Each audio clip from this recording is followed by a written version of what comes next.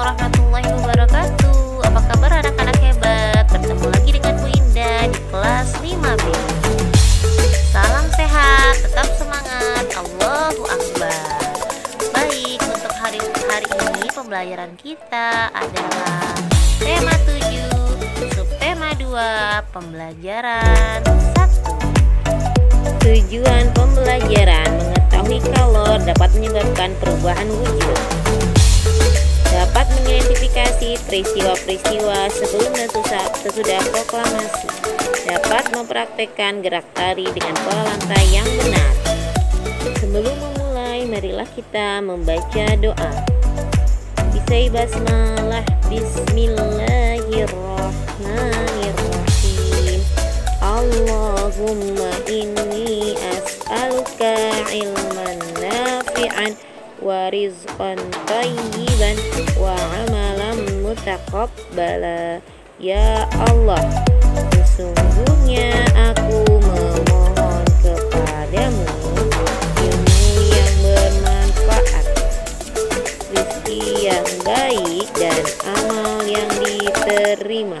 Amin. Setelah ini marilah kita mendengarkan teman kita menyanyikan lagu wajib nasional. Sikap hikmat, selamat mendengarkan. Warahmatullahi wabarakatuh. Menyanyikan lagu Pusaka.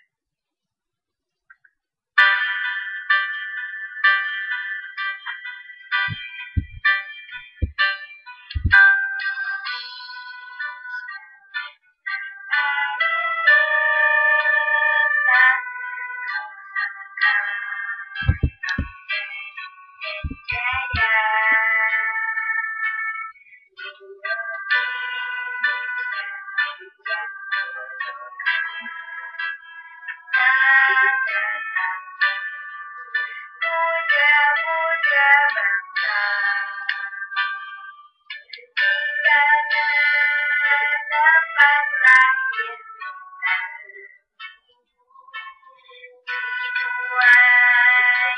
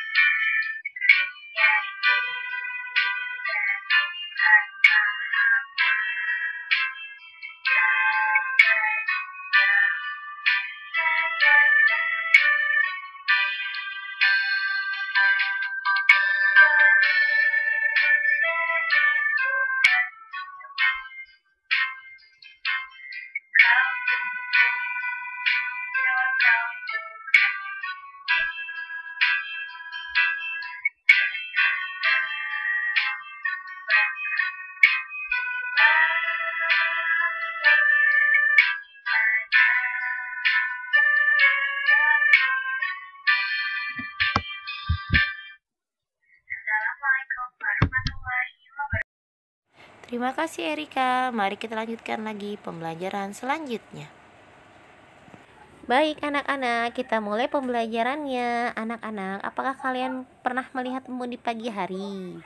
Ya, embun itu adalah salah satu peristiwa perubahan wujud. Betul, perubahan wujud dari bentuk gas ke cair yang disebut dengan mengembun. Nah, dalam proses ini kita bisa melihat bahwa zat cair itu bisa berubah. Marilah kita lakukan percobaan perubahan wujud benda. Tujuannya adalah mengamati perubahan wujud benda. Alat dan bahannya: es batu, mangkuk, palu atau martil. Cara kerjanya: 1. Siapkan alat dan bahan. 2. Pecahkan es hingga berukuran kecil-kecil. 3. Letakkan beberapa potong es dalam mangkuk. Yang keempat, letakkan es tersebut di bawah panas terik matahari selama 5 menit. Es batu mencair.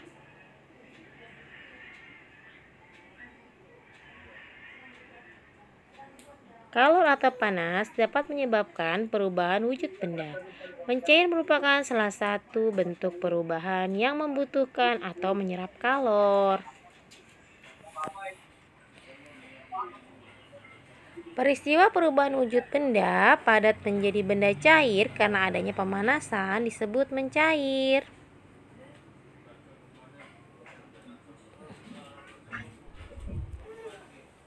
Contoh perubahan wujud mencair. Mentega dipanaskan, lilin dipanaskan, logam dipanaskan pada suhu tinggi.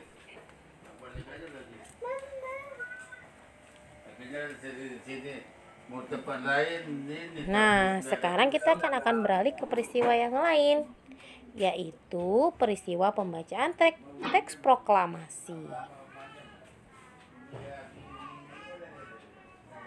Setelah mendengar berita Jepang menyerah kepada sekutu, bangsa Indonesia mempersiapkan dirinya untuk merdeka.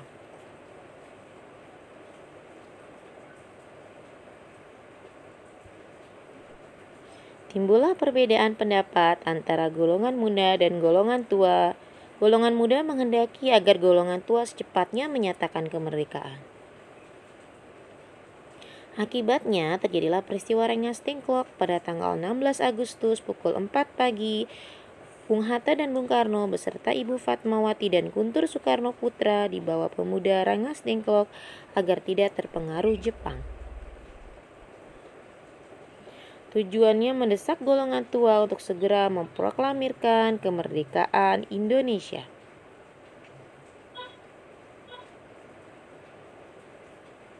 Setelah melakukan perdebatan dan ditengahi oleh Ahmad Subarjo menjelang malam hari, kedua tokoh Bung Hatta dan Bung Karno akhirnya kembali ke Jakarta. Rombongan Soekarno-Hatta sampai di Jakarta pada pukul 23 waktu Indonesia Barat. Soekarno dan Hatta setelah singgah di rumah masing-masing, lalu bersama rombongan lainnya menuju rumah Laksamana Maeda di Jalan Imam Bonjol nomor 1 Jakarta, tempat Ahmad Subarjo bekerja. Di tempat itu mereka akan merumuskan teks proklamasi kemerdekaan Indonesia.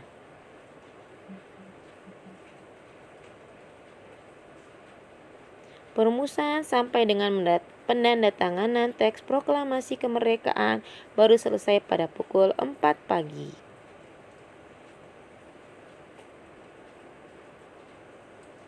Pada saat itu juga disepakati bahwa teks proklamasi akan dibaca di halaman rumah Insinyur Soekarno di Jalan Rengas Dengklok jam 10 pagi.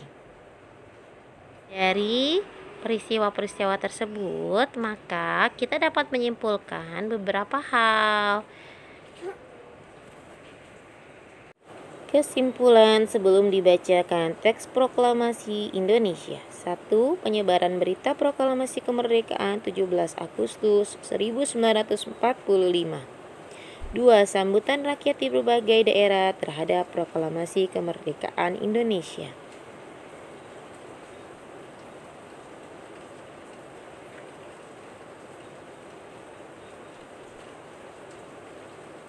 1. Penyebaran berita proklamasi 17 Agustus. Para pemuda menyebarkan berita proklamasi melalui pamflet, pertemuan, dan menulis pada tembok-tembok. Disiarkan melalui siaran radio Domel, kantor berita Antara Sekarang. Proklamasi kemerdekaan Indonesia juga disebarkan melalui beberapa surat kabar.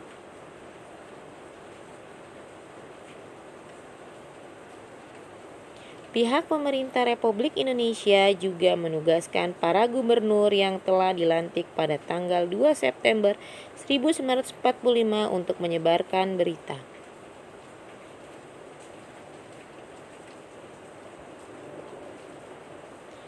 Dua, sambutan rakyat di berbagai daerah terhadap proklamasi kemerdekaan Indonesia. Rapat raksasa di lapangan IKADA, Ikatan Atlet Jakarta, pada tanggal 19 September 1945 menyambut kemerdekaan. Usaha menegakkan kedaulatan juga terjadi di berbagai daerah dengan adanya tindakan heroik di berbagai kota yang mendukung proklamasi kemerdekaan Indonesia.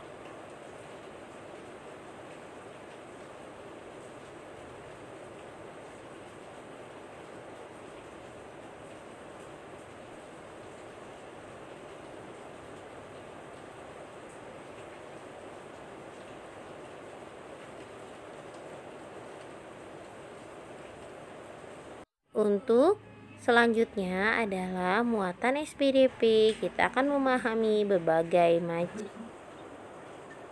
tari tunggal, tari berpasangan, tari berkelompok.